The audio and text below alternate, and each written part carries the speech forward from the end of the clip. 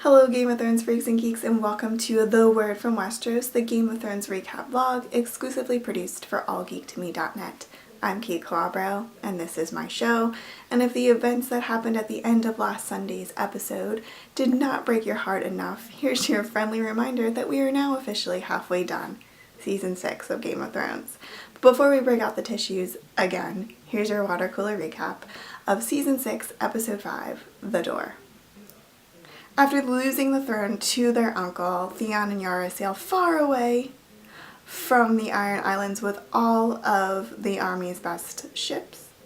Dany and company are getting ready to march back to Meereen when she finally learns that Lord Friendzone has grayscale. Tyrion and Varys meet with a new Red Lady in Meereen. The faceless man puts Arya back to work, or is it yet just another test? Probably. Sansa learns from Littlefinger that her uncle Blackfish is rebuilding the Tully army and thinks that that's the best place to go to get more soldiers. So Team Jon and Team Sansa leave Castle Black finally, and we're all screaming, "The North remembers!" as they ride through the gate. Finally we learn where White Walkers come from, and it's not from the Stork. Idea of a joke. And we get the origin story of Hodor. So episode 5 of season 6 was a big Bran episode. We learned quite a bit about the White Walkers, who were created by the children of the forest to protect them from the men, evil men that are coming in and taking over the lands. We also, there's like just so many Bran theories because we don't have a book to go off of. We don't have like source material really. So every week we get like a new theory.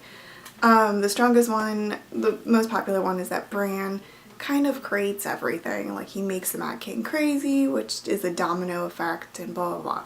I mean, the one that makes the most sense is that Bran, now being physically touched by the Night's King in his vision, is linked to the Night's King, which could mean that he could warg into the Night's King, maybe control him. They have telepathic connections. I don't really know. It's very confusing, the power of Bran. So I mean, you can say as many theories. You could probably much link Bran to any current Game of Thrones theory, as well as create loopholes within them, because hello, he can kind of travel through time, and now we know he can affect what he is seeing in the past or even sees in the future via his visions, because hello, look what happened to Hodor, who in the episode we we see the demise of Game of Thrones BFG, Big Friendly Giant, who fills a very poetically, kind of fills a fulfilling prophecy of holding the door and saving Bran Stark, and Bran kind of has to watch it all happen. He links past Willis to grown-up Hodor, which causes a ripple effect and causes Hodor to die.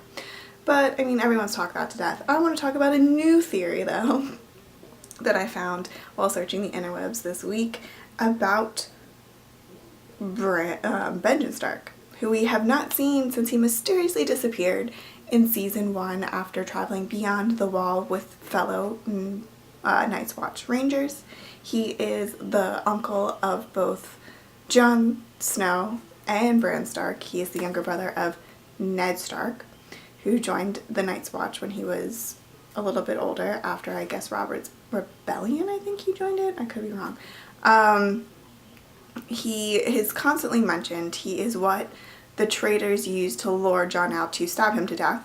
He has so far been in every one of Bran's flashbacks, minus the Tower of Joy flashback, as a little kid. So, I mean, they're kind of throwing things at us. I've been dying to know what happens to Benjen Stark. And now a character that has been present in the books may come into the show, and we may finally learn what has become of Benjen. I'm going to stick with the fan theory that I read online, that Benjen Stark is actually the mysterious Cold Hands. Cold Hands, for book readers, is, you already know who he is, but for people that haven't read the book, he is a mysterious ghost-like figure who's dressed as a brother from the Night's Watch, but is clearly undead. You never see his face, you never see his hands, you never see anything. He helped Sam fight off the White Walkers in the book. He also helps Bran and company reach the Three-Eye Raven by guiding them to his little hut thingy, tree, cave. He rides a giant elk. He throws fire, which is interesting because there is a mysterious flying thrower soldier that we saw in the trailer that we have not yet seen in the show. And it would be an opportune time to bring in Cold Hands, aka possible Benjen Stark, who had been turned into a member of the Undead, but still remember that he was Benjen Stark and decided to go rogue. Just follow me here. Since Hodor has held the door and will be holding the door forever in heaven, Bran needs like kind of a new bodyguard. Poor Marina cannot drag Bran around Westeros forever. So could we be getting Benjen Stark in the form of Cold Hands returning? I'll take any form of Benjen Stark returning, but this is pretty epic. This is pretty cool.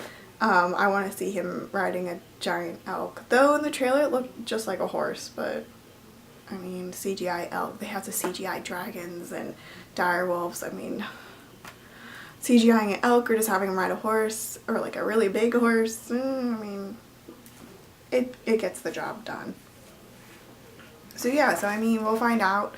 Other big thing that's happening, that could be happening this week, though I'm not getting too excited about it, is this week's coming up episode is called The Blood of My Blood, which leads a lot of people to believe that we will finally get the ending chapter of the Tower of Joy, and we'll find out who Jon's real parents are. R plus L equals J. Blood of My Blood is actually a Dothraki term, so I'm not sure how it would relate to Jon per se, but I mean, I'm all for finally seeing the Tower of Joy, and I mean, considering that Bran literally just killed off one of the most innocent characters in Game of Thrones history, I think he owes us.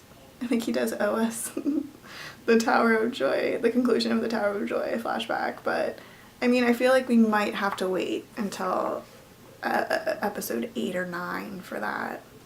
I feel like they're holding on to it by their balls, but we'll see. So this coming up week is Blood of My Blood, so we'll find out whose blood is whose and whose it belongs to. So there you go.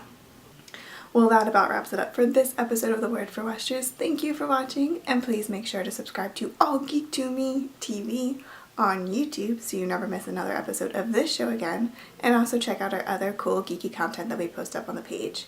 Following watching this video, you can follow the link down below or just type allgeektome.net up in your search bar and you can read my full Game of Thrones recap. It is filled with words and gifs and it's fun and it's long. Or you can just watch this video again. I don't know. You do whatever you want to do. You can follow me on Twitter at Kait Calabro for up-to-the-minute Game of Thrones information, as well as just see what else I do in between Game of Thrones episodes throughout the week. Game of Thrones airs Sundays at 9 p.m. on HBO. And until next time, remember, you either win or you die.